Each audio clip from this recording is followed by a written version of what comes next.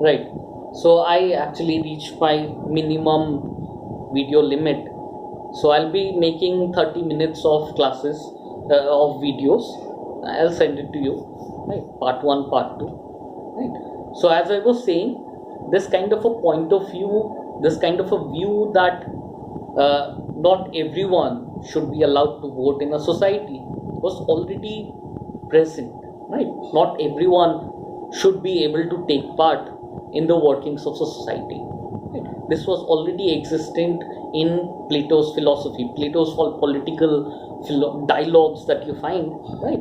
You find this kind of a point of view, right? Plato envisions a kind of a dictatorship. He envisions an authoritative, right, authoritarian government society, right? So essentially, why Matthew Arnold was against this entire concept of giving voting rights to everyone in the society, right? Allowing everyone to take part in the day-to-day working, in the legislation, for example, of this country, right? Why didn't he want them to get voting rights, right? For him, right, it was not right to give everyone the right to vote, right? His opinion was mainly based on, again, if you go back, right, it was based on, again, his idea of education, right? Education, as I told you, is central to the philosophy of Matthew Arnold, the cultural theories of Matthew Arnold, right? It is important to understand, right, the importance of education, right? Education is important even for a democracy to function properly. Education is important, right? We can call India what, the biggest democracy and all that, but democracy doesn't work properly either in India or in America. You go anywhere, right? Democracy has also some negative points, right? This is actually the first thing that I learned in political science, right? In political science, the teacher will tell you that there are some pros and some cons for every kind of political system, right? So Matthew Arnold was against this these reform acts that took place in the 19th century. He was against the power given to the non-conformist middle class society, right? He was against the voting rights given to the lower classes, right? Which is again against everything that we know about a democracy, right? It is against everything, the entire, the basic idea of democracy, right? Matthew Arnold was against this because he felt that if you're not sufficiently educated, right, and education doesn't mean that education will be should be given according to your class, right? Right. It doesn't mean that we should change our syllabus, right? For the people who don't understand Shakespeare, we put Chetan Bhagat in it, right? That we can't do. There should be a standard of education that should be provided for everyone, right? Everyone should be given the same education, right? Everyone should come to the same level, right? Then, right, then when the lower classes come to the same position as the upper classes, right, then they could be allowed to vote. But before that, right, when the lower classes, for example, are raw and underdeveloped, this is how he characterized, this is how Matthew Arnold characterized the lower classes. The lower classes were raw and underdeveloped, right? Raw and underdeveloped, uneducated, uncouth, right? They were uneducated. How can they be allowed to take part in the society, right? I can give you a very important example in the Indian context, right? You can go and watch Newton, right? Newton the film, right? In Newton, you'll find that, right, the election committee goes, right, to a remote area, a jungle area in Jharkhand, right? So you can see that in the film how a democracy fails, right? Because they are not aware of the political climate of this country. They are not aware of who to vote in this country, right? Who is supporting them? What is their ideology, right? They don't know anything, right? That is why uh, the character played by Pankaj Tripathi tells them just he shows them a ballot machine and he says whatever button you uh, like, you just push that button, right? That is how democracy works, right? So this is problematic, right? Right, this is problematic. That is why Matthew Arnold is against this entire concept, right? The people in a society, right, should all be equals, right? Should be brought to a certain level. Then all of them should be allowed to take part in the democracy, take part in the laws of the country, right? The workings of the country, participate in the workings of a country, right? So this is uh, the view of Matthew Arnold, and Matthew Arnold terms these kinds of political reforms, right? These kinds of political reforms, the high power protest, right? These essentially for Matthew Arnold constitute what he terms as anarchy, right? Culture and anarchy, right?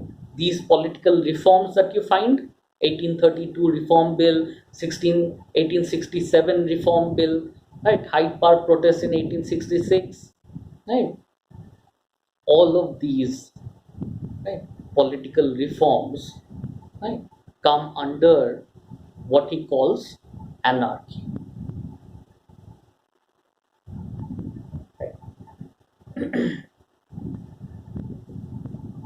right? So we already discussed two important background details, right? Some important biographical details and some important points related to the historical political background of 19th century, right? 19th century England, Victorian England, right? So I'll give you, since there's time, uh, I'll tell you what Matthew Arnold means by culture, right? Basic idea of culture, right? Which might be the basic idea of culture that most people have is not the idea of culture that Matthew Arnold has, right? Matthew Arnold's concept of culture, right, is related to the concept of perfection, right? It is an attaining, not an attaining in a sense, right? It is an aspiring for human perfectibility, right? It is an aspiration to human perfectibility, right? Culture for Matthew Arnold is a study of perfection, right? It is a study of perfection, right? It is about developing all aspects of your humanity, right? It is a developing of your uh, scientific side, right? It is a development of this search for pure knowledge, right? It is a search for understanding of pure truths, pure knowledge, right? On the other hand, it is also about the moral quality of a person, right? Just because you'll see many of today, you'll find many of these series, right? TV series where you have this very brilliant protagonist who are always rude, right? Who are always rude. They just say all kinds of politically incorrect statements, right? So this is important, right? This is important for you to understand, right? That Matthew Arnold concentrates not only on being brilliant, academically brilliant, or whatever, right? He is also talking about, right, the moral quality, the gentlemanly conduct of a person, right? Both are important, right? You develop the moral side of it, and you develop your uh, the, the the rational, the scientific side of yourself, right? Both are important, and both in a sense constitute, right, this entire concept of culture. That is why sweetness and light, right? I'll talk about sweetness and light in the next few videos that I'll be making, right? Sweetness essentially refers to beauty, right? Sweetness and light. Sweetness is beauty. Light, right? Light is intellect, right? Wisdom, intelligence, wisdom, right? Light is intelligence or wisdom, right? All sides of your personality must be developed, right? Another misconception that many people have about culture is that culture is something that could be attained, right? Right? मैं कुछ पैसे कमा लूंगा, right? I'll become cultured, right? मैं छुरी कांटे से खा लूंगा, I'll become cultured, right? This entire concept of culture is based on something that is external to yourself, right? So Matthew Arnold is not talking about some kind of external development, right? You get money, right? You get money, right? And you can afford all the luxuries of the world, and that will automatically make you culture. No, right? Culture is something that is related to an internal development as opposed to external development, right? It's an internal development, right? The works of knowledge that you read, the novels that you read, right?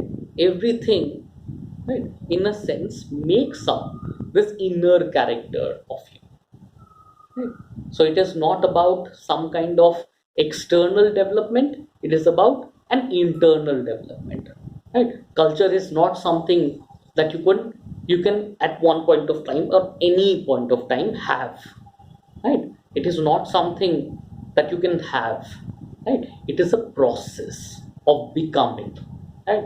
Culture is a process of becoming. You can never claim at any point in your life, right? Even on your deathbed you cannot claim to be cultured, right?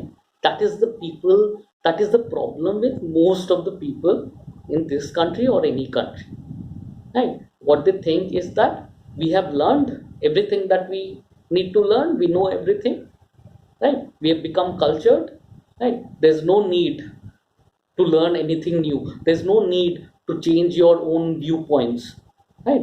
To transform your viewpoints, right? Because you feel that you are always right, your conception of culture is there, you have become cultured in a sense, right? Matthew Arnold claims that you can never claim that you have culture, right? Culture is something that you can only aspire for, right? It's a continuous process, it never ends, right? Culture, the aspiration for culture, the aspiring for culture, for becoming cultured, right, is a process of becoming, right? It is a process of becoming. It's not something that you can have and rest, right? You can just have, right? At one point of time you'll claim I've become cultured, right? So that is the end of everything, right? I've become cultured, there's nothing else that I can learn, right? There's nothing else that I can learn anymore, right? For Matthew Arnold it's a constant process of learning, right? Constant process of learning, right? So culture is a continuous process, it is not something that you can have, right? Just because you're rich doesn't automatically make you cultured. That's just because you are well mannered externally doesn't make you cultured. Does just because you wear good clothes doesn't make you cultured, right? These are all external aspects of culture, right? And one of the criticisms that Matthew Arnold levels against all these different classes that he talks about is their understanding of culture as being something external to themselves. Right? Culture is either non-existent, or even if it exists, it is something that is external for a lot of people. Right? Right. So I want to, since this is the beginning of these video classes, uh, I want to just end here and see what happens. I'll provide you with these videos if I could send them. I don't know whether I could send them. Anyway, I'll be stopping the recording now.